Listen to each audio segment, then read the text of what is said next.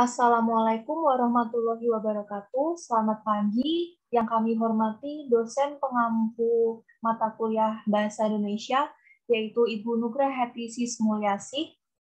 Perkenalkan, kami dari kelompok 10 akan menyampaikan materi terkait kaidah selingkuh. Kami dari kelompok 10 akan memperkenalkan nama anggota kami, yaitu Hamdan Kamal Fahrudin dengan NIM 53114210084. Kemudian Fitri Liana Dewi 811421387. Bagus Darmawan dengan NIM 81114213889. Kemudian Dening Putri Fadilah dengan NIM 81114213991. Kemudian Ahmad Ilham Fahriza dengan NIM 81114214003. Yang terakhir, Alif Yadiah Prameswari Utami dengan NIM 8111421581581. Materi yang akan kami sampaikan yaitu meliputi pengertian kaidah selingkuh dan kaidah selingkuh di UNES. Pembahasan selanjutnya akan disampaikan dengan rekan saya.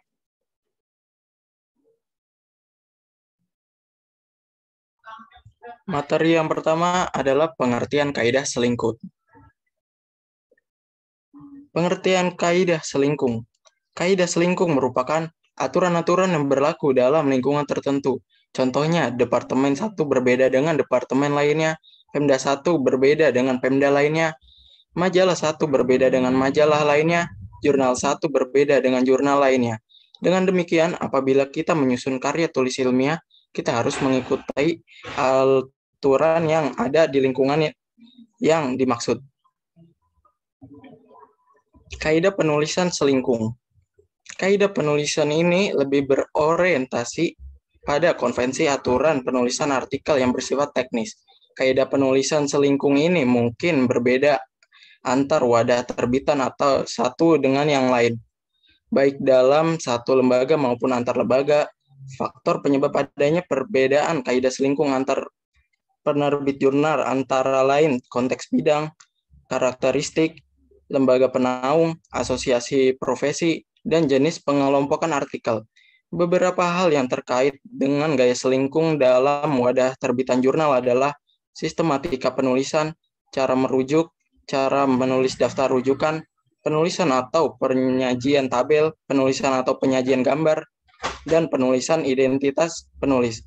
Slide selanjutnya akan dibahas oleh rekan saya.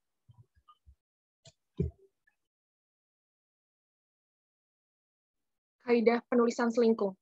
Dalam penerbitan ada istilah yang disebut gaya selingkuh. Gaya selingkuh ini merupakan gaya bahasa yang ditentukan penerbit sebagai salah satu ciri khas. Selain itu, gaya selingkuh ini bisa dibilang merupakan gaya bahasa baku bagi penerbit terkait. Sayangnya, gaya selingkuh tersebut seringkali bertentangan dengan ejaan baku yang berlaku. Pada tataran morfologi, pelanggaran kaidah morfologi sebagai perwujudan gaya selingkuh, penerbit juga dimunculkan. Sebagai contoh, kata mempercayai bagi sejumlah penerbit merupakan bentuk yang baku. Alih-alih mempercayai, padahal proses pembentukannya sama saja seperti pada kata memukul, yaitu memperoleh akhiran i untuk kemudian mendapat awalan men. Lanjut ke bagian kaidah selingkuh di UNES. Pada kesempatan ini, kami dari kelompok 10 mencoba membandingkan skripsi jurusan ilmu hukum dengan skripsi jurusan perguruan pendidikan guru sekolah dasar di Universitas Negeri Semarang. Yang pertama, kita akan membahas bagian cover. Di cover sendiri, susunannya ada logo UNES, lalu dilanjut judul skripsi, lalu tulisan skripsi, dan selanjutnya terlihat perbedaan yaitu pada skripsi ilmu hukum sendiri dituliskan disusun untuk memperoleh, sedangkan pada skripsi jurusan PGSD ditulis diajukan sebagai salah satu syarat untuk memperoleh. Jadi, terdapat ya perbedaan pada kalimat disusun untuk memperoleh dengan diajukan sebagai salah satu syarat. Dilanjut kata oleh yang di bawahnya terdapat nama terang beserta NIM, dan pada bagian bawah cover skripsi terdapat perbedaan, yaitu untuk ilmu hukum ditulis program studi, dan sedangkan PGSD ditulis jurusan. Oke, untuk pembahasan selanjutnya akan dibahas oleh rekan saya.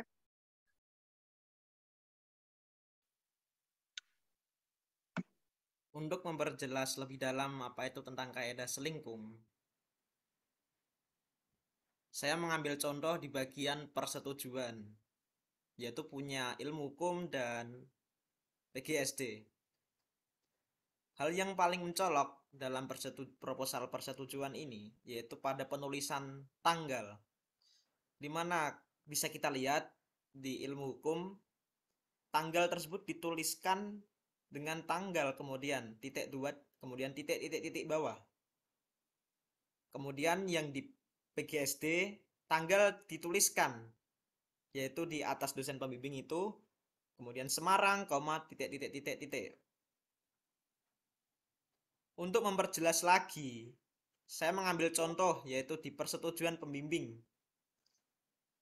Bisa dilihat penulisan tanggal di ilmu hukum dan PGSD berbeda, di mana penulisan tanggal ilmu hukum yaitu tulis tanggal, kemudian titik 2, kemudian titik yang akan diisi tanggal, bulan, tahun.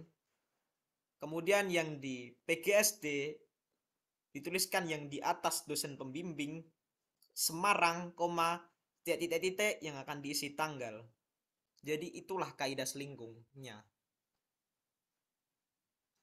Penjelasan contoh kaidah selingkung berikutnya akan dijelaskan oleh rekan saya. Baik. Perbedaan yang selanjutnya terdapat pada halaman pengisahan. Pada jurusan ilmu hukum, halaman pengisahan diawali dengan kata-kata skripsi dengan judul titik-titik disusun oleh titik-titik NIM titik-titik telah dipertahankan di hadapan sidang ujian skripsi Fakultas Hukum Universitas Negeri Semarang pada hari titik-titik tanggal titik-titik. Pada kolom hari harus diketik, tidak diperbolehkan ditulis oleh tangan. Pada kolom tanggal diisi tanggal, bulan, dan tahun.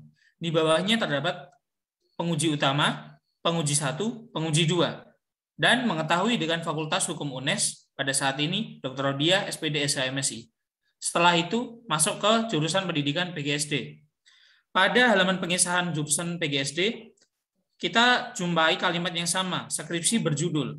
Akan tetapi kalimat di sini lebih ringkas lagi, skripsi berjudul titik-titik, karya, nama, titik-titik, NIM, titik-titik, jurusan, titik-titik. Tidak telah dipertahankan di depan panitia sidang ujian skripsi program PGSD Fakultas Ilmu Pendidikan Universitas Negeri Semarang. Hari, titik-titik, tanggal, titik-titik. Setelah itu ada tulisan Semarang, tanggal berapa, bulan berapa.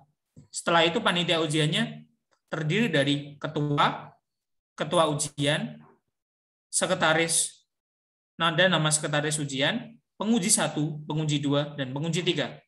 Perbedaan yang mendasar terdapat pada yang di jurusan ilmu hukum terdapat mengetahui dekan Fakultas Hukum UNES. Sedangkan di jurusan Fakultas Ilmu Pendidikan ini tidak terdapat mengetahui dekan Fakultas Ilmu Pendidikan. Baik, kita lanjut ke halaman pernyataan orisinalitas. Halaman pernyataan orisinalitas jurusan ilmu hukum diawali dengan kata-kata saya yang bertanda tangan di bawah ini, nama, titik-titik, NIM, titik-titik. Menyatakan bahwa skripsi yang berjudul titik-titik adalah hasil karya saya sendiri dan semua sumber baik yang dikutip maupun dirujuk telah saya nyatakan dengan benar. Apabila di kemudian hari diketahui adanya plagiasi, maka saya akan siap mempertanggungjawabkan secara hukum. Semarang, tanggal, bulan, tahun yang menyatakan nama terang dan NIM. Selanjutnya kita berpindah ke skripsi jurusan pendidikan guru sekolah dasar, yakni halaman orisinalitasnya. Pernyataan orisinalitas di sini diawali dengan peneliti yang bertanda tangan di bawah ini, nama mahasiswa, nomor induk mahasiswa, jurusan, judul, dan menyatakan bahwa ini skripsi benar-benar karya saya, bukan jiplakan dari karya orang lain.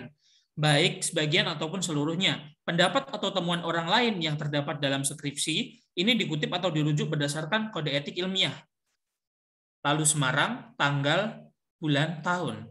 Setelah itu ada materi 6.000, ditandatangani dengan nama mahasiswa dan NIM. Perbedaannya terdapat pada yang jurusan ilmu hukum ini ada dua identitas yang harus diisi, yakni nama dan NIM. Setelah itu dilanjutkan dengan kata-kata. Sedangkan di halaman originalitas pendidikan guru sekolah dasar ada 4 identitas, yakni nama, NIM, jurusan, dan judul skripsinya. Sama-sama menulis nama mahasiswa, NIM, dan tanda tangan. Untuk selanjutnya dapat disambung dan diteruskan oleh teman saya. Selanjutnya adalah contoh sistematika penulisan skripsi. Di sebelah kiri merupakan skripsi dari jurusan ilmu hukum dan di sebelah kanan merupakan skripsi dari jurusan pendidikan guru sekolah dasar dengan format penelitian kuantitatif. Pada jurusan ilmu hukum terdapat bab 1 yaitu pendahuluan, diantaranya adalah latar belakang, identifikasi masalah, pembatasan masalah, rumusan masalah, tujuan penelitian, dan manfaat penelitian. Pada jurusan pendidikan guru sekolah dasar, terdapat bab 1 pendahuluan, diantaranya adalah latar belakang masalah, identifikasi masalah, pembatasan masalah, rumusan masalah, tujuan penelitian, dan manfaat penelitian. Pada bab 1 tidak terdapat kaidah selingkung. Selanjutnya, pada bab 2 jurusan ilmu hukum itu terdapat tinjauan pustaka, diantaranya adalah penelitian terdahulu, landasan teori, landasan konseptual, dan kerangka berpikir. Pada jurusan pendidikan guru sekolah dasar, terdapat bab 2, yaitu kajian pustaka. Di antaranya adalah kajian teori, kajian empiris, kerangka berpikir, dan hipotesis penelitian. Pada bab 2 terdapat kaidah selingkung, yaitu pada jurusan ilmu hukum ditulis dengan tinjauan pustaka, dan pada jurusan pendidikan guru sekolah dasar ditulis dengan kajian pustaka. Selain itu, pada jurusan ilmu hukum terdapat landasan konseptual, dan pada jurusan pendidikan guru sekolah dasar terdapat hipotesis penelitian. Selanjutnya adalah bab 3 yaitu metode penelitian. Pada jurusan ilmu hukum itu diantaranya terdapat pendekatan penelitian, jenis penelitian, fokus penelitian, variabel dan hipotesis, lokasi penelitian atau populasi dan sampel, sumber data, teknik pengambilan data, dan validitas data atau validitas dan reliabilitas data. Selanjutnya, pada jurusan pendidikan guru sekolah dasar, yaitu terdapat bab 3 metode penelitian, diantaranya adalah desain penelitian, tempat dan waktu penelitian, variabel penelitian, definisi operasional variabel, teknik dan instrumen pengumpulan data, dan teknik analisis data. Pada bab 3 ini terdapat kaidah selingkung, yaitu pada jurusan ilmu hukum terdapat jenis penelitian yang berupa doktrinal atau non-doktrinal. Selanjutnya, pada jurusan ilmu hukum di bab 4 yaitu hasil penelitian dan pembahasan. Di antaranya adalah deskripsi fokus penelitian, hasil dan pembahasan masalah 1 dan hasil dari pembahasan masalah 2. Selanjutnya di jurusan pendidikan guru sekolah dasar pada bab 4 yaitu hasil penelitian dan pembahasan. Di antaranya adalah hasil penelitian, pembahasan, dan implikasi penelitian. Pada bab 4 yaitu terdapat kaidah selingkung pada jurusan pendidikan guru sekolah dasar, yaitu terdapat implikasi penelitian. Selanjutnya, pada jurusan ilmu hukum di bab 5 terdapat penutup, yaitu diantaranya adalah kesimpulan dan saran. Dan di jurusan pendidikan guru sekolah dasar pada bab 5 itu terdapat penutup, diantaranya adalah kesimpulan dan saran. Pada bab 5 tidak terdapat kaidah selingkung. Selanjutnya adalah skripsi jurusan ilmu hukum dan skripsi jurusan pendidikan guru sekolah dasar dengan format penelitian kualitatif. Pada jurusan ilmu hukum terdapat bab 1 pendahuluan, dan pada jurusan pendidikan guru sekolah dasar dengan terdapat bab 1 pendahuluan, diantaranya itu latar belakang masalah, rumusan masalah, tujuan penelitian, dan manfaat penelitian. Pada bab 1 ini terdapat kaidah selingkung, yaitu diantaranya terdapat pada jurusan ilmu hukum yang terdapat pembatasan masalah. Selanjutnya itu, di bab 2, jurusan ilmu hukum terdapat tinjauan pustaka. Dan di jurusan pendidikan guru sekolah dasar terdapat kajian pustaka yang diantaranya adalah kajian teoretis, kajian empiris, dan kerangka berpikir. Pada bab 2 ini terdapat kaidah selingkung, yaitu pada jurusan ilmu hukum tertulis tinjauan pustaka, dan pada jurusan pendidikan guru sekolah dasar tertulis kajian pustaka. Selain itu, pada jurusan pendidikan guru sekolah dasar terdapat kajian empiris. Dan selanjutnya adalah bab 3 pada jurusan ilmu hukum, yaitu terdapat metode penelitian, dan pada jurusan pendidikan guru sekolah dasar pada bab 3 itu terdapat metode penelitian, diantaranya adalah desain penelitian, tempat dan waktu penelitian, prosedur penelitian, data dan sumber data, teknik dan instrumen pengumpulan data, teknik keabsahan data, dan teknik analisis data. Kaidah selingkungnya yaitu terdapat pada jenis penelitian pada jurusan ilmu hukum, yaitu terdiri dari doktrinal atau non-doktrinal. Selanjutnya pada jurusan ilmu hukum pada bab 4 itu terdapat hasil penelitian dan pembahasan, dan pada jurusan pendidikan guru sekolah dasar di bab 4 terdapat hasil penelitian dan pembahasan, diantaranya adalah hasil penelitian, pembahasan, dan implikasi penelitian. Kaidah selingkungnya yaitu terdapat pada implikasi penelitian. Dan pada jurusan ilmu hukum di bab 5 terdapat penutup, dan jurusan pendidikan guru sekolah dasar di bab 5 terdapat penutup yang berupa simpulan dan saran. Pada bab 5 tidak terdapat kaidah selingkung.